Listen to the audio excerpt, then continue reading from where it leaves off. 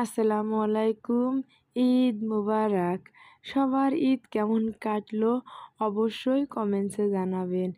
এই যে আমার গলার অবস্থা শুনে তো বুঝতে পারতেছেন যে আমার ঈদ কেমন কাটলো।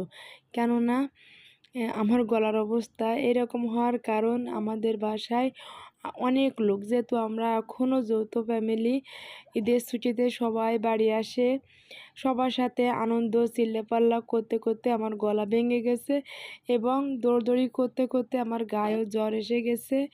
এই আনন্দ অসুস্থ সব কিছু মিলেই আলহামদুলিল্লাহ। এই ভিডিওটি করা ছিল ঈদের 2 দিন আগে। আমাদের সবার হঠাৎ করে সিঙ্গারা খেতে মন চালো। এই যে মমতাজ বানাচ্ছে, পাইমাও তাকে হেল্প করতেছে। আর এই যে আটার খামি মারা বা এই যে সিঙ্গারার ভিতর যে আলুটা মেরিনেট করে সব কিছু রেডি করা আমি নিজে হাতে করেছি। সবাই মিলে যে কোনো জিনিস করে খাওয়ার আনন্দটাই আলাদা।